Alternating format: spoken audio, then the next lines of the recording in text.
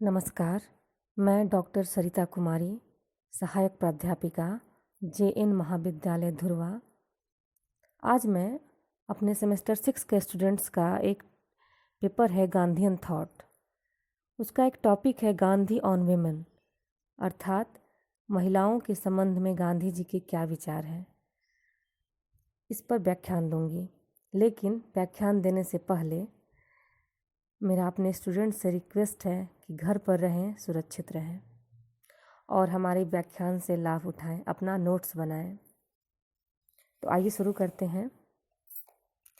गांधी जी की यह मान्यता थी कि जिस प्रकार से वैदिक समय में स्त्रियों को प्रत्येक कार्य में पुरुषों के समान अधिकार प्राप्त थे, उन्हें वही अधिकार आज भी मिलने चाहिए। उन्होंने मनुस्मृति के इस नियम को कि स्त्रियों को पुरुषों के अधीन मानकर सीमित स्वतंत्रता दी जाए मान्य नहीं माना, अर्थात उन्होंने इस बात को स्वीकार नहीं किया। उनके अनुसार भारत के प्राचीन साहित्य में स्त्रियों के लिए जिन सम्माननीय शब्दों अर्थात अर्धांगिनी, सहधर्मिणी आदि का प्रयोग मिलता है, वह इस बात का सूचक है कि भारत में स्त्रियों को सम्मानप्रद स्थान प्राप्त था, किंतु बाद में उन्हें हेय समझकर सभी प्रकार की सुविधाओं तथा अधिकारों से वंचित कर दिया गया।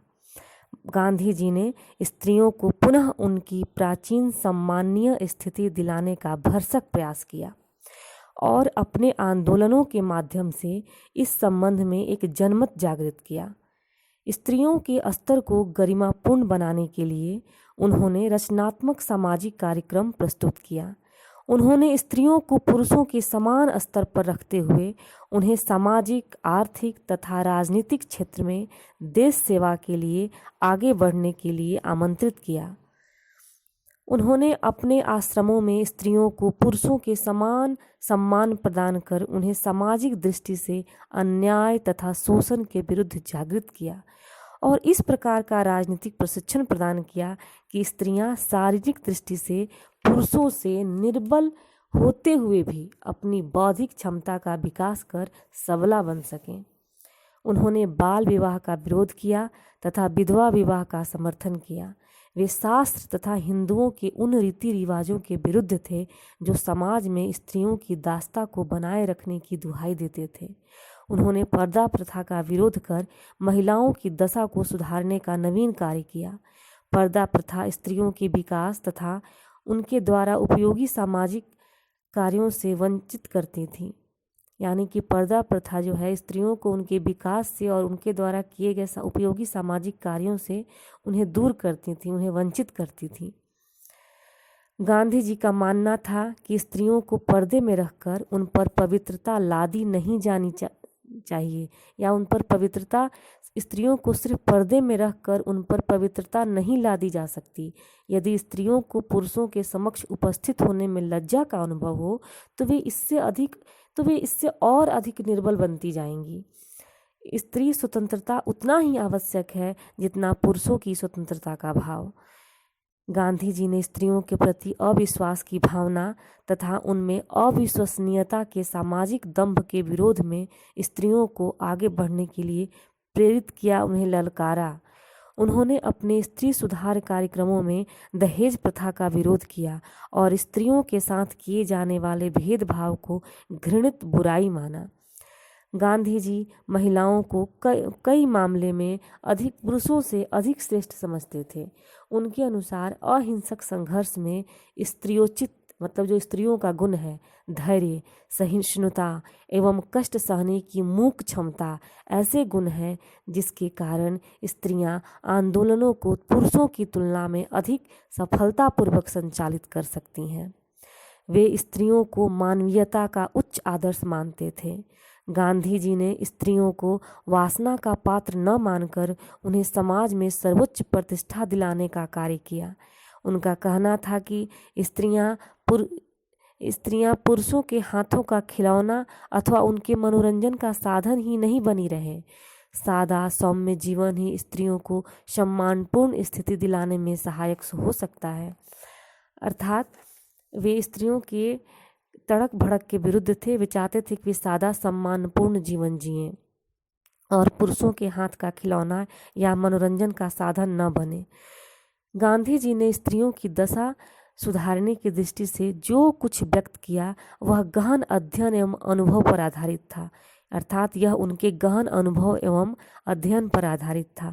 गांधी जी के विचारों से प्रेरित होकर उनकी पत्नी कस्तूरबा ने उनके कार्यक्रमों में अपना सर्वस्व समर्पित कर दिया।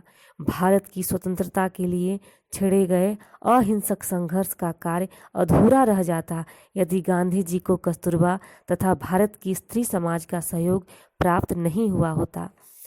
गांधी जी ने स्त्रियों को भारत की स्वतंत्रता के लिए प्रेरित कर एक मूक सामाजिक क्रांति का सूत्रपात किया। भारतीय स्त्रियों ने पुरुषों के समान सहयोग प्राप्त करने के लिए कोई पृथक संघर्ष नहीं किया। उन्हें वे सुविधाएं गांधी जी के आंदोलन में स्वतः प्राप्त हो गईं। उनके मार्गदर्शन में सरोजनी नायडू, कमला नेहरू, अमृत कौर, मीराबेन आदि स्त्रियों ने स्त्री जाति को गौरवान्वित कर भारत की आज़ादी की मशाल को पुरुषों के समान प्रज्वलित रखा। गांधी जी महिलाओं को पुरुष प्रधान समाज व राज्य की दुर्गति से बचाना चाहते थे तथा महिलाओं को पुरुषों के परंपरागत अवांछनीय बंधन से मुक्त कराना चाहते थे। वे चाहते थे कि महिलाओं को पुरुषों के समान शिक्षा तथा रोजगार का समान अवसर प्राप्त हो, समान अवसर मिले, जिससे कि वो पुरुषों के प्रति शैक्षिक व आर्थिक रूप से निर्भर न रहें। जब तक महिलाएं पुरुषों पर आश्रित रहेंगी तब तक उनकी पुरुष पर शैक्षणिक व आर्थिक निर्भरता से मुक्ति नहीं होगी और तब तक वे एक मानव के रूप में सम्मान के साथ जीवन निर्वाह नहीं कर पाएंगी। गांधी जी ने माना कि पुरुष के समान महिला भी मानव के रूप में ईश्वर की एक अद्भुत देन है। ईश्वर ने पुरुषों की भांति उसे भी नैतिकता, विवेकशीलता व सामाजिकता की क्षमताएं प्रदान की हैं। परमात्मा ने महिलाओं में न केवल उन सब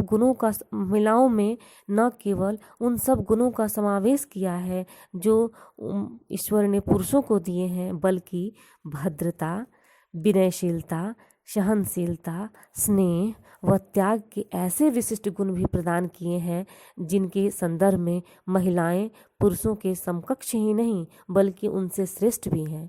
इसलिए पुरुषों को चाहिए कि वो महिलाओं को अपने से निकृष्ट न मानकर उन्हें न तो सताएं और न ही प्रताड़ित करें। गांधी जी महिलाओं को परिवार व समाज में अपना यथोचित योगदान देने का संपूर्ण अवसर दिलाना चाहते थे, जिससे कि वे न केवल अपने बच्चों का समुचित पालन पोषण व शिक्षण कर सकें बल्कि अपने पति की सहधर्मिणी बनकर उसके जीवन को सार्थक व संपूर्ण भी बना सकें तथा परिवार, समाज व राज्य में अपनी यथोचित भूमिका का निर्वहन कर सकें। इसके लिए यह आवश्यक है कि वह अपने पति पर शैक्षिक तथा आर्थिक रूप से निर्भर न हो, जिससे कि उनके पति उन्हें अपना सहयोगी तथा मित्र के रूप में स्वीकार कर सकें।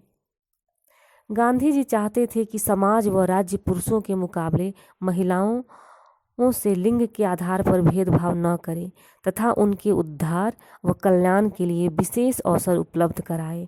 राज्य उन्हें पुरुषों के समान स्तर प्रदान करने के लिए शिक्षा, रोजगार तथा विधान मंडलों में भाग लेने के अवसर में पहल करे।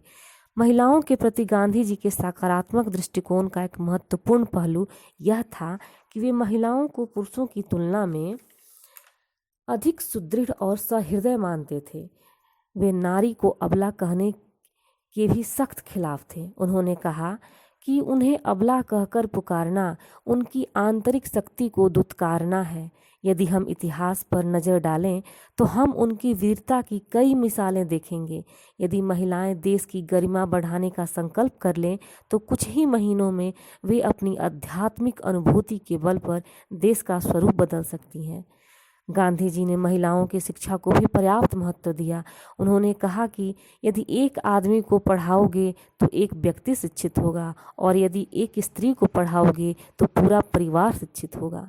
वे शिक्षा के माध्यम से महिलाओं की मुक्ति में विश्वास करते थे और उन्होंने भारतीय समाज के कायाकल्प की दिशा में चलाए जा रहे उन्होंने भारतीय समाज की कायाकल्प की दिशा में चलाए जा रहे सामाजिक, राजनीतिक तथा विकास संबंधी गतिविधियों में महिलाओं के प्रति कोई भेदभाव नहीं रखा।